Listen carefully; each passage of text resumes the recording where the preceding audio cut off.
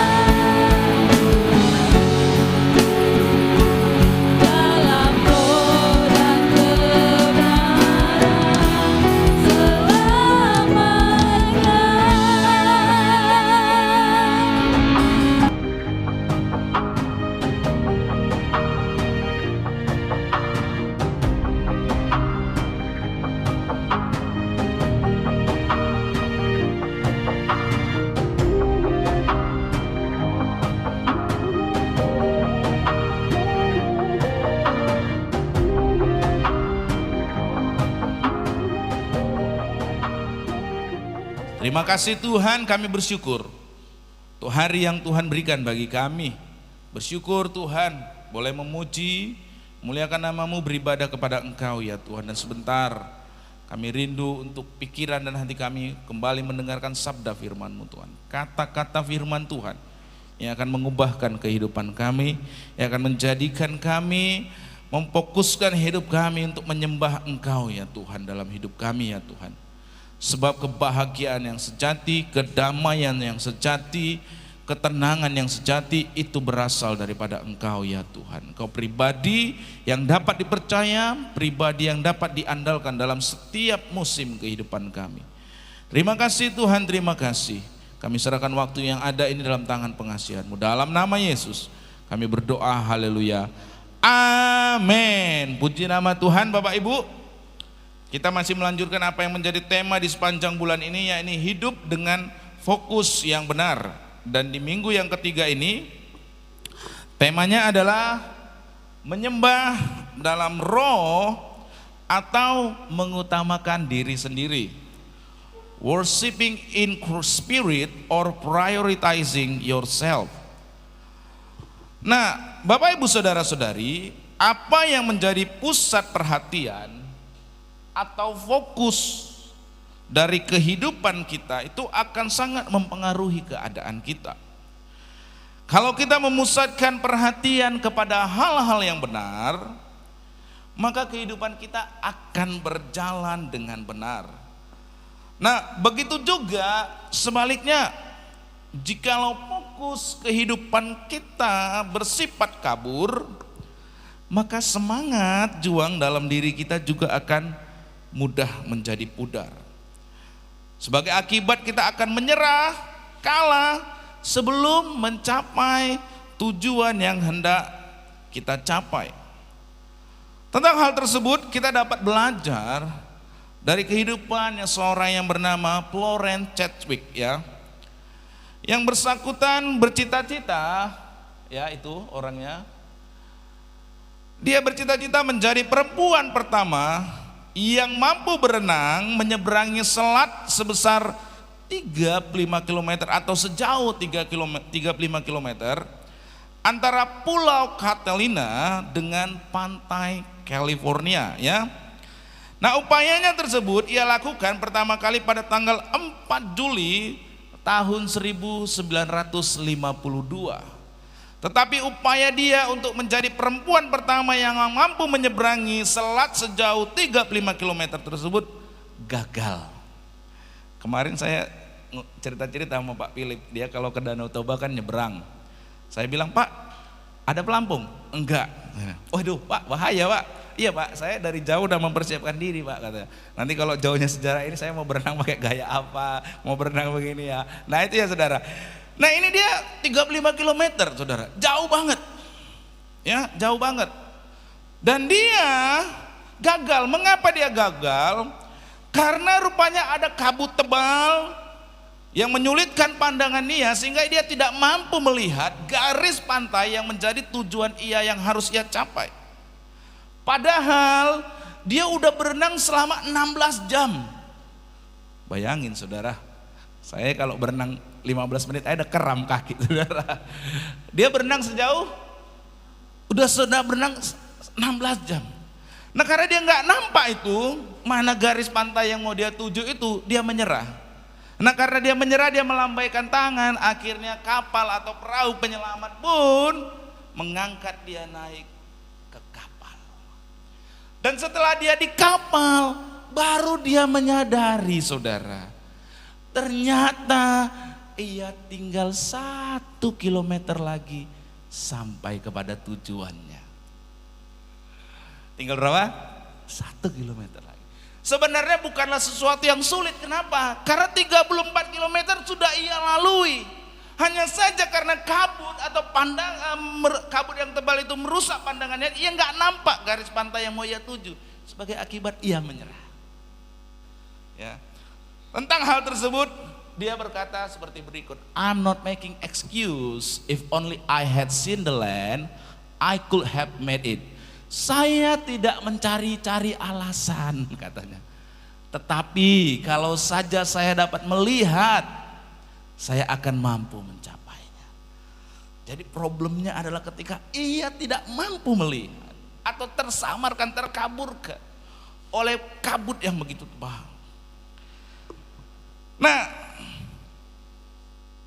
dia bilang bukan rasa lelah, namun kabut tebal yang menghalanginya untuk melihat pantai. Itulah yang membuat dia merasa frustasi, kehilangan semangat juang, berhenti sebelum berhasil tiba di pantai tujuan. Akan tetapi 2 bulan kemudian ia kembali berusaha untuk menaklukkan selat Catelina tersebut.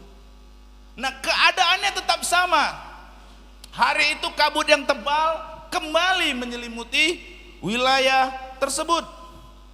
Hanya saja ya, namun kali ini ia berhasil mencapai pantai California dan memecahkan rekor 2 jam lebih cepat dibandingkan perenang laki-laki yang memegang rekor sebelumnya. Nah, pertanyaannya, kalau yang sebelumnya dia gagal, kenapa hari ini dia bisa? Mengapa Florence Sedgwick dapat mengatasi hambatan dari kabut tebal yang juga menghalangi pandangannya untuk mencapai tujuannya? Mengapa kali ini dia berhasil walaupun lingkungannya tetap sama, keadaannya tetap sama? Nah, walau kabut tebal menghalanginya, namun ia berjuang dengan terus membayangkan, ya, seakan-akan melihat garis pantai yang menjadi tujuannya.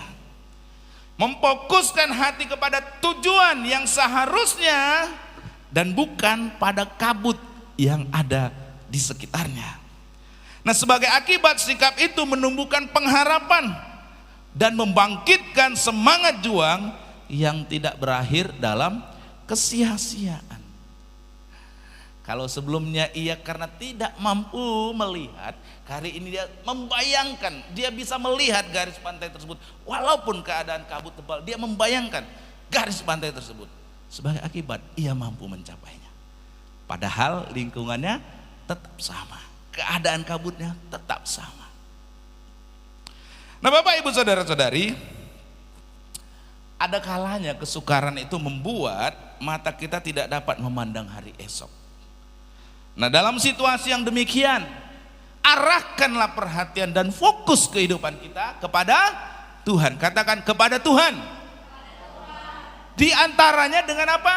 Menyembah Dia, menyembah Tuhan. Itulah wujud dari fokus kehidupan kita ketika kita menyembah Dia. Hati kita pasti tidak akan diliputi dengan kekhawatiran, sebab Allah yang menjadi fokus kehidupan kita adalah pribadi yang dapat diandalkan. Nah, Bapak Ibu Saudara-saudari, pentingnya untuk hidup sebagai pribadi yang berfokus kepada Allah yang sejati dikemukakan oleh Tuhan Yesus kepada seorang perempuan yang berjumpa dengan dirinya di pinggir Perigi yang diberi nama Sumur Yakub di dekat desa Sikar di wilayah Samaria. Dalam hal tersebut kita akan membaca Yohanes pasal yang keempat, ayatnya yang ke-21 sampai dengan ayatnya yang ke-24. Firman Tuhan, kata Yesus kepadanya, ayat yang ke-21, percayalah kepadaku, hai perempuan, saatnya akan tiba bahwa kamu akan menyembah Bapa bukan di gunung ini dan bukan juga di Yerusalem. Kamu menyembah apa yang tidak kamu kenal, kami menyembah apa yang kami kenal. Sebab keselamatan datang dari bangsa Yahudi. Tetapi saatnya akan datang dan sudah tiba sekarang bahwa penyembah benar akan menyembah Bapa dalam roh dan kebenaran. Sebab Bapa menghendaki penyembah demikian. Allah itu roh, dan barang siapa menyembah Dia harus menyembahnya dalam roh dan kebenaran. Makanya lagu tadi pas sekali lagunya, saudara.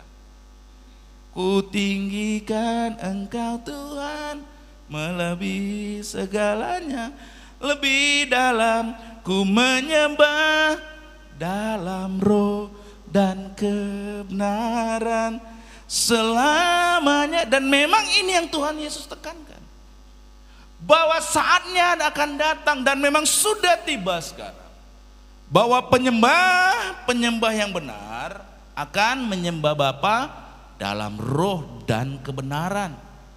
Allah itu roh, dan barang siapa menyembah Dia dikatakan apa ini saudara? Katakan dia, katakan apa? Harus. Harus. Bukan suatu anjuran, bukan suatu ajakan, tapi suatu kepastian. Kalau kita mau menyembah Allah, itu harus kepastian saudara. Saya ulangi, bukan anjuran, bukan ajakan, tapi suatu kepastian. Harus menyembahnya dalam roh dan kebenaran. Pertanyaannya sekarang, sudahkah Anda menyembah Dia dalam roh dan kebenaran? Karena yang dikehendaki Bapa adalah penyembah-penyembah yang demikian.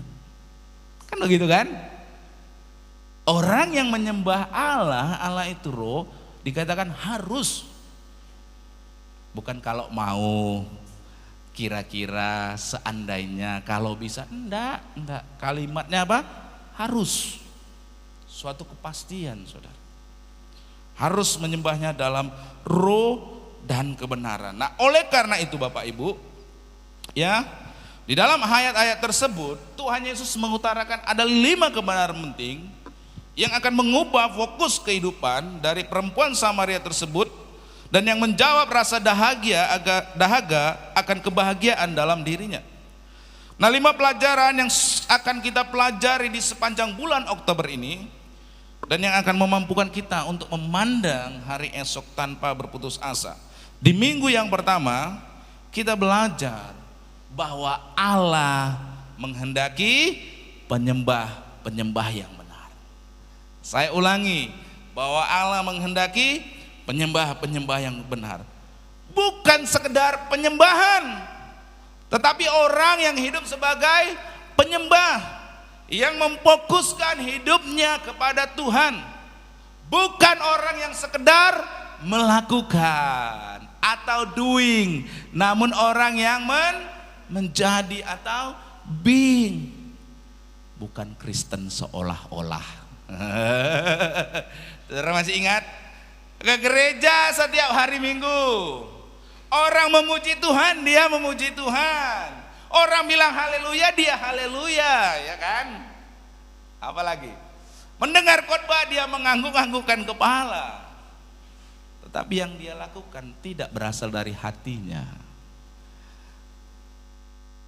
Dia melakukan seperti orang Kristen lakukan. Tetapi hatinya tidaklah demikian. Saya kasih ilustrasi kemarin, seperti Pak Ogah yang biasa mengatur jalan. Dia melakukan seperti yang Pak Polisi lakukan, mengatur jalan, memberhentikan mobil. Tapi apakah dia seorang polisi? Tidak. Tapi dia melakukan seperti seolah-olah seorang polisi.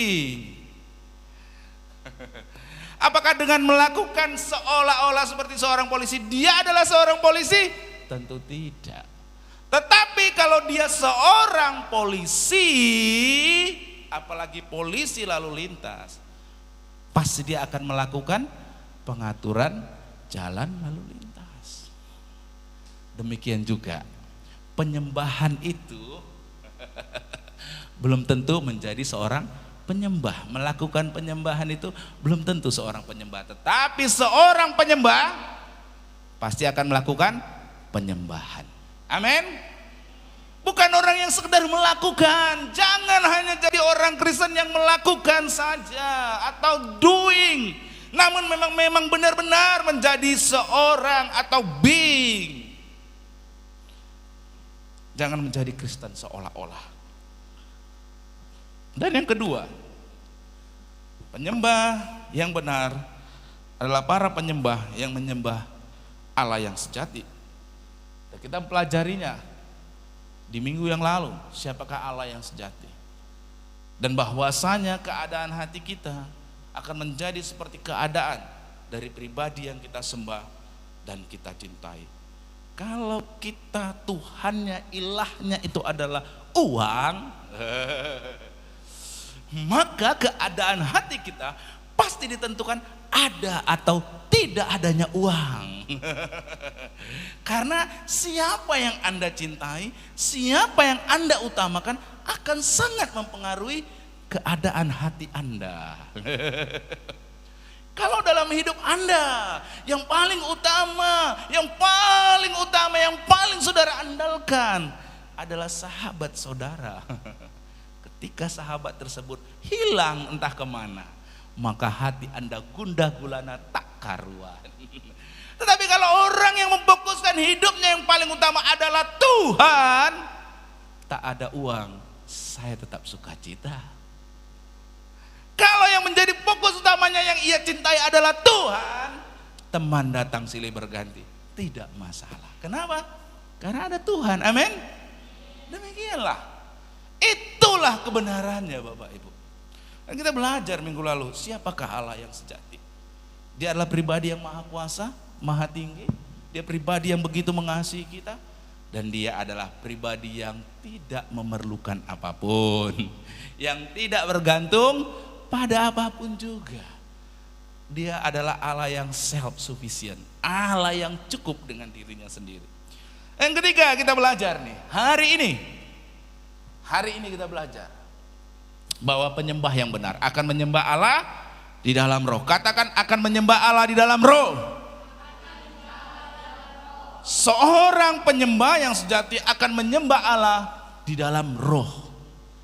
Firman Tuhan kembali diingatkan dalam Yohanes 4 ayat 24. Allah itu roh. Allah itu roh. Dan barang siapa menyembah Dia, yang menyembah Tuhan, harus, bukan kalau mau, bukan kalau bisa, kalau engkau mau, engkau berkenan, kalau engkau dan sebagainya, tidak, tetapi harus. Engkau menjadi orang Kristen, harus, keharusan menyembahnya dalam roh dan kebenaran.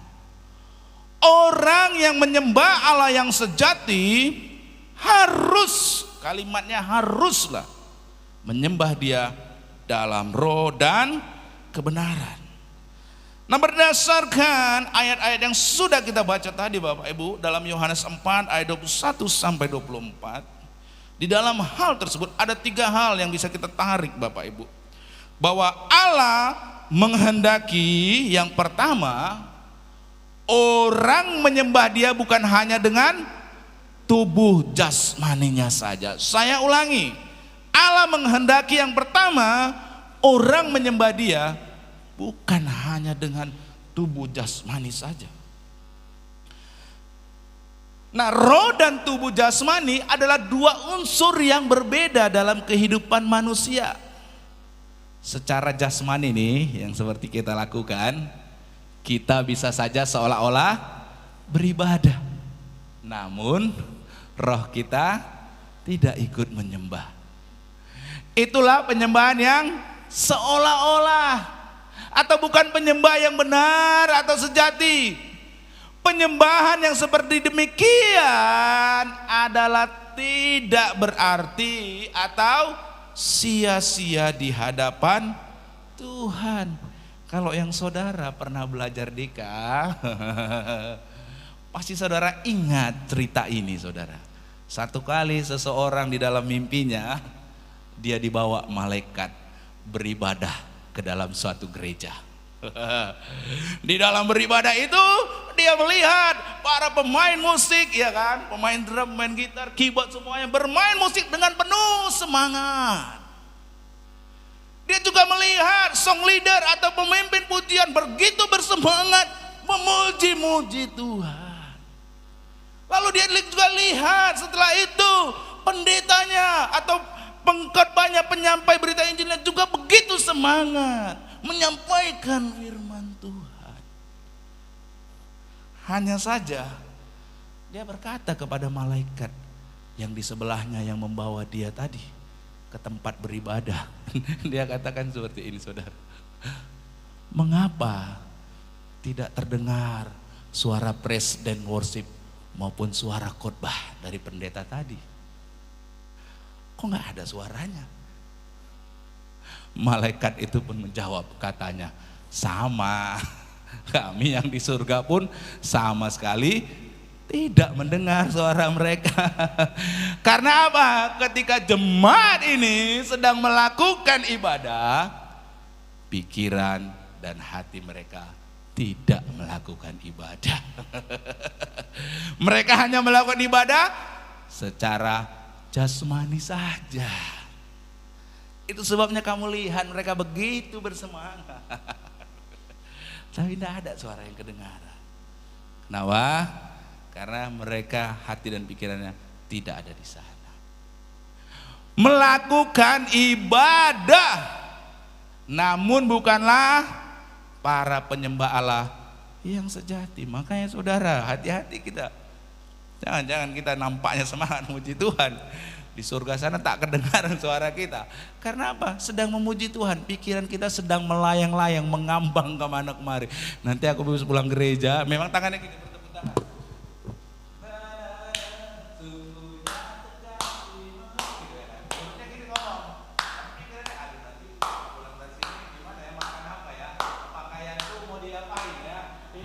Saudara, nampaknya ibadah jasmaninya memang memuji Tuhan, tapi pikirannya entah sedang kemana. Itulah yang dimaksudkan ilustrasi tadi. Jasmaninya saja melakukan ibadah, hati dan pikirannya tidak. Itulah ibadah yang sia-sia, bukanlah ibadah yang sejati. Mari kita merenungkan ini Bapak Ibu. Jangan-jangan kita melakukan ibadah selama ini bukanlah ibadah yang sejati. Karena secara jasmani saja kita melakukan ibadah, seolah-olah beribadah. Tetapi hati dan pikiran kita tidak beribadah. Nah, apakah dengan demikian tidak perlu keterlibatan tubuh jasmani kita dalam memuji memuliakan nama Tuhan? Tentu tidak ya saudara. Di dalam Alkitab ada banyak ekspresi ya, yang kalau orang dalam memuji menyembah Tuhan melibatkan tubuh jasmani, seperti mengangkat tangan ya kan begitu ya, baru tersujud sampai mukanya ke tanah, bersorak-sorai, beria-ria, bernyanyi ya, ada banyak memang peranan tubuh. Itu artinya bahwa peranan tubuh secara jasmani dalam beribadah atau menyembah tetap adalah penting. Ya. Bukan saya bilang nggak boleh begitu semangat memuji Tuhan. Hanya saja, namun menyembah Allah hanya secara jasmania saja tidaklah cukup. Bahkan tidak dapat dikatakan sebagai penyembahan yang sungguh-sungguh sejati di hadapan Tuhan. Kenapa? Wah, tubuh jasmaninya haleluya, ibadah apa? Sebentar nanti gimana ya pulang dari sini ke rumah sakit ngapain ya gini? Banyak secara jasmani nggak cukup, ya. Bukan tidak boleh tubuh jasmani dipergunakan, sangat boleh, ya kan? Itulah ekspresi kita dalam memuji memuliakan nama Tuhan. Kita mengangkat tangan, kita bertepuk tangan, bersorak-sorai. Hanya saja, kalau hanya sekedar tubuh jasmania saja, tetapi hati dan pikiran kita tidak ada di sana, maka ibadah tersebut adalah ibadah yang sia-sia. Amin. Karena ingat sekali lagi, orang atau seorang penyembah harus, kalimatnya apa? Harus menyembah dalam roh. Bukan dikatakan di sana setiap orang yang penyembah haruslah menyembah hanya dengan tubuh jasmania saja. Udah cukup. Tidak, kalimatnya enggak gitu saudara. Menyembah dalam roh. Itu berarti bukan hanya tubuh jasmanianya saja yang memuji Tuhan. Haleluya. Haleluya, amin. Diingatkan kembali dalam Yohanes 4 ayat 24. Diingatkan kembali ayat ini saudara. Allah itu roh, dan barang siapa menyembah dia, kalimat selanjutnya harus menyembahnya dalam roh. Itu artinya menyembah dia dengan tubuh jasmania saja tidaklah cukup. Tentang hal tersebut, itulah yang Tuhan Yesus kritik daripada orang-orang Farisi. Kenapa? Orang-orang Farisi secara jasmania mereka melakukan ibadah, tetapi hatinya jauh daripada Tuhan. Itulah yang Tuhan Yesus sampaikan dalam Yohanes 15 ayatnya yang ke-7. Disampaikan apa? Hai orang-orang munafik, benarlah nubuat Yesaya tentang kamu. Bangsa ini memuliakan aku dengan bibirnya, padahal hatinya jauh daripadaku. Percuma mereka beribadah kepadaku, sedangkan ajaran yang mereka ajarkan ialah perintah manusia. Secara jasmani ya, bibirnya memuji-muji nama Tuhan. Haleluya, Tuhan Yesus baik, terpujilah nama Tuhan, hosana, glory, bla bla dan lain sebagainya. Tapi hatinya dang tohoi, nggak betul itu, nggak lahir dan sebagainya. Itu yang Tuhan Yesus kritik.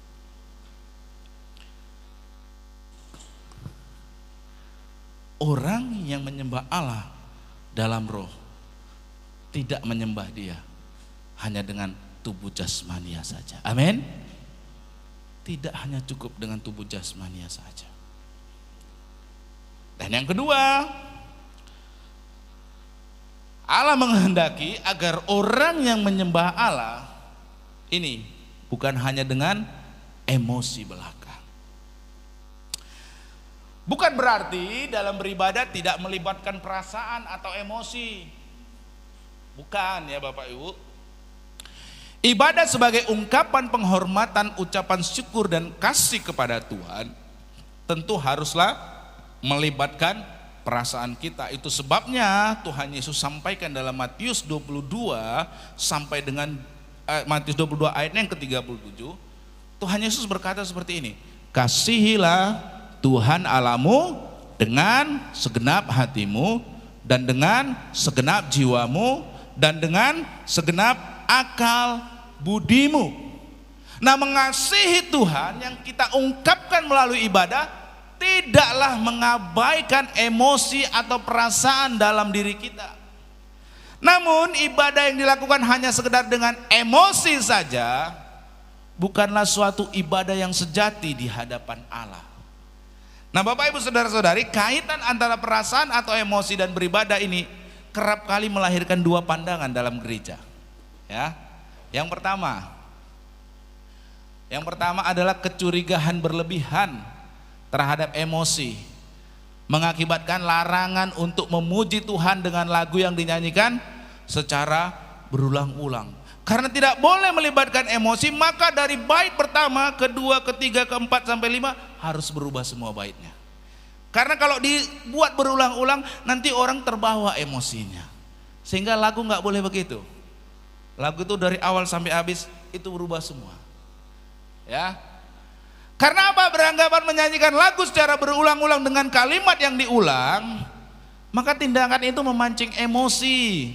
Sedangkan ibadah kepada Tuhan tidak boleh melibatkan emosi. Itu pandangan yang pertama. Sehingga di dalam beribadah, lagunya dari yang pertama, bait kedua, bait ketiga, rap, bait keempat terus beda terus. Nggak boleh sama. Ya. Nah, pandangan yang kedua, kalau yang tadi nggak boleh ada keterlibatan emosional sama sekali, yang kedua harus ditandai dengan ekspresi emosional. Pandangan bahwa di suatu ibadah di mana roh Allah bekerja haruslah ditandai dengan berbagai macam ekspresi emosional. Nah, contoh harus disertai dengan menangis terseduh-seduh. Dan kalau orang belum menangis, maka itu pertanda bahwa roh Allah belum bekerja. Bapak Ibu Saudara-saudari, bukannya tidak boleh ya, ketika saudara berdoa, ketika saudara memuji Tuhan, saudara menangis. boleh-boleh saja. Asal itu bersifat original, genuine, asli. Bukan dibuat-buat. Ngerti nggak dibuat-buat? Buat-buat seolah tapi hatinya sedang yang lain dipikirkannya. Supaya nampak kalau roh Tuhan bekerja, dibuat seperti itu. Tidak boleh kalau yang seperti itu. Tetapi kalau memang itu genuine, asli dalam diri saudara, karena saudara begitu bersyukur, ya boleh-boleh saja. Tetapi itu tidak boleh menjadi ukuran bahwa kalau orang menangis, kalau orang terseduh-seduh bahwa roh Tuhan sedang bekerja. Bisa jadi dibuat-buat, ya kan? Tetapi kalau itu genuine, asli, memang sungguh roh Tuhan bekerja, tentu itu boleh saja. Amin, saudara?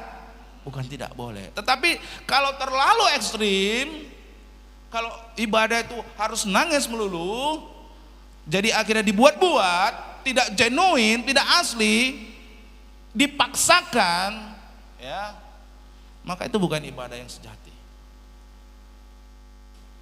Kedua pandangan ekstrim tadi tidak selaras dengan Alkitab tentang bagaimana sepatutnya orang beribadah kepada Tuhan. Menyembah Allah dalam roh adalah menyembah Allah bukan hanya dengan emosi belaka. Memang melibatkan emosi. Ya. Kalau orang tersebut memang benar-benar Tuhan sedang menjamah hati dan pikirannya, tentu dia akan dibawa dalam suasana yang haru. Tapi asal tidak dipaksakan, asal tidak dibuat-buat, tetapi memang benar-benar. Karena banyak ini hari-hari ini menganggap bahwa kalau beribadah kepada Tuhan harus nangis dulu baru roh Tuhan itu bekerja, sehingga nampak dibuat-buat jadinya. Tidak genuine, tidak sungguh-sungguh. Seolah-olah kalau tidak ada yang menangis, tidak ada yang menggelepar, tidak ada yang nampak yang melakukan atau tanda-tanda yang ajaib, berarti Tuhan tidak hadir di sana. Nah, itu pandangan yang terlalu ekstrim. Karena nanti jadinya supaya demikian terus-menerus bisalah dibuat-buat, kan begitu, direkayasa. Tapi kalau itu genuine, asli, memang Tuhan sedang melawat dirinya, Tuhan sedang menjamah hatinya, maka itu boleh saja. Tetapi kalau hanya sekedar melibatkan emosi saja, itu bukanlah ibadah yang sejati. Jadi menyembah Allah dalam roh itu bukan hanya menyembah dengan emosi belaka, ya. Yang ketiga, orang yang menyembah Allah kalau tadi tidak dengan tubuh jasmani saja, tidak hanya dengan emosi belaka, tetapi inilah yang harus dilakukan. Yang ketiga, orang menyembah Allah dengan seluruh keberadaan dirinya. Katakan bersama dengan saya, seluruh keberadaan diriku. 1, 2, 3. 1, 2, 3. Seluruh keberadaan diriku. Inilah yang benar. Kalau yang pertama tadi tidak hanya dengan tubuh jasmani saja, lalu tidak dengan emosi belaka, tapi inilah yang harus dilakukan. Menyembah dengan seluruh keberadaan diriku.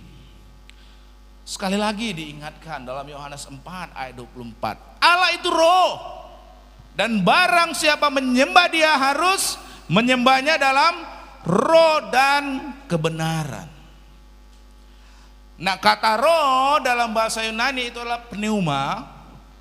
Di dalam International Standard Bible Encyclopedia dikatakan the deepest thought and emotion of a person adalah pemikiran dan emosi yang terdalam di dalam diri seseorang. Itulah arti dari roh, pemikiran dan emosi yang terdalam di dalam diri seseorang. Nah, roh pada hakikatnya adalah inti dari kehidupan manusia dan merupakan seluruh keberadaan dari seorang manusia. Kalau nggak percaya, coba saudara lihat orang mati. Manusia atau mayat manggilnya? Mengapa? Rohnya udah nggak ada. Fisiknya, jasmaninya ada. Berarti kalau bicara roh itu adalah pada akhirnya adalah inti dari kehidupan manusia dan merupakan seluruh keberadaan dari seorang manusia. Itu sebabnya Tuhan tadi mengatakan di dalam Matius 22 ayat 37 dan yang dikutip dari Ulangan 6 ayat 5, kasihilah Tuhan dengan segenap hatimu, dengan segenap jiwamu, dengan segenap kekuatanmu, dengan segenap akal budimu, itulah mengasihi Tuhan.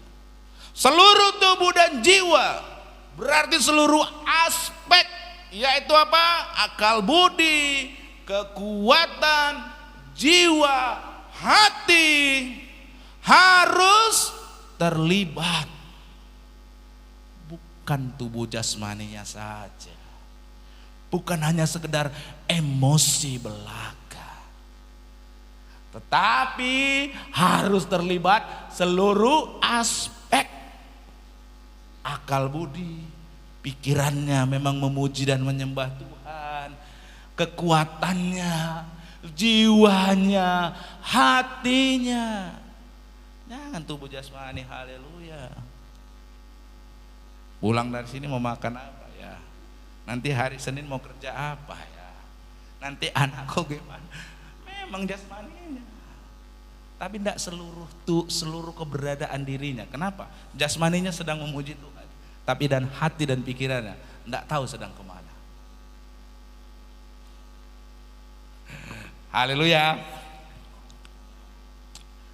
Jadi menyembah Allah dalam roh harus melibatkan seluruh keberadaan dirimu.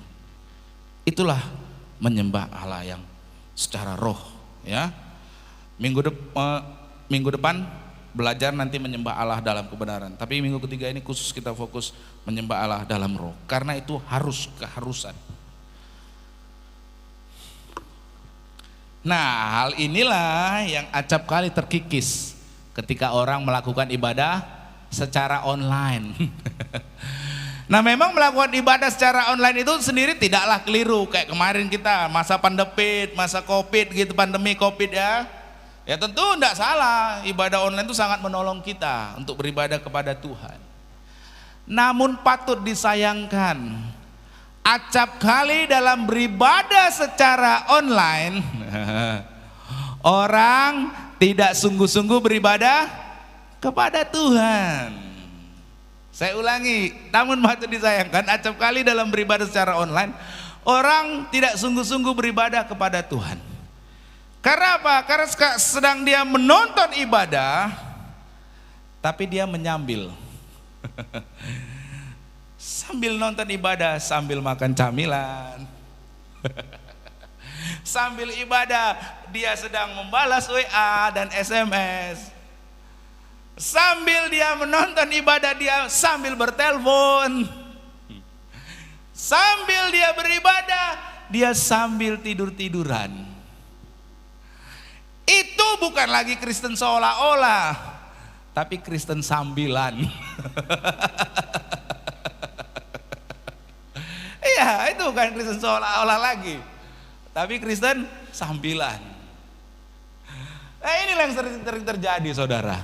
Ya, di dalam sikap ibadah yang seperti itu, maka yang menjadi fokus kehidupan kita bukanlah Tuhan, tetapi kenyamanan diri kita sendiri.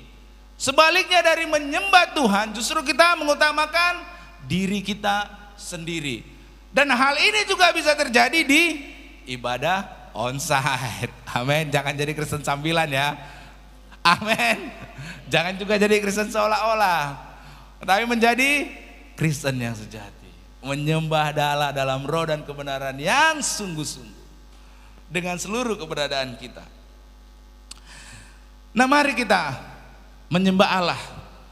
Menyembah Allah dalam roh itu artinya menyembah Allah dengan segenap hati, segenap jiwa, segenap akal budi, dan dengan segenap kekuatan kita.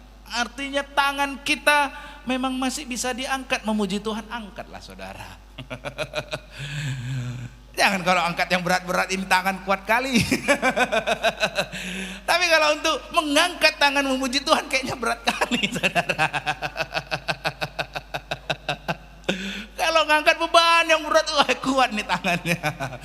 Mengangkat tangan untuk memuji Tuhan. Iya, iya. Aduh saudara, itu menyembah Tuhan dengan segenap kekuatan, ya, dengan tubuh jasmani kita. Menyembah Tuhan dengan melibatkan hati kita. Ketika menyembah Tuhan memang tangan diangkat, tapi hatinya memang sungguh-sungguh kepada Tuhan. Jangan tangan diangkat, haleluya. Tapi pikiran dan hatinya, pulang dari sini nanti makan McD lah kayaknya enak ya. Makan apa? Indomie ya kayaknya. Itu tidak melibatkan seluruh aspek dalam hidup kita. Itu tidak menyembah Allah dalam roh. Itu bukanlah penyembah yang benar. Ya, mari kita menyembah Allah dengan segenap hati, segenap jiwa, segenap akal budi, dan dengan segenap kekuatan kita. Itulah beribadah dengan melibatkan jasmani dan jiwa kita. Itulah menyembah Allah di dalam roh. Itulah tindakan yang dilakukan oleh seorang penyembah yang benar. Itu artinya juga hidup sebagai penyembah yang benar artinya adalah hidup berfokus kepada Allah yang sejati.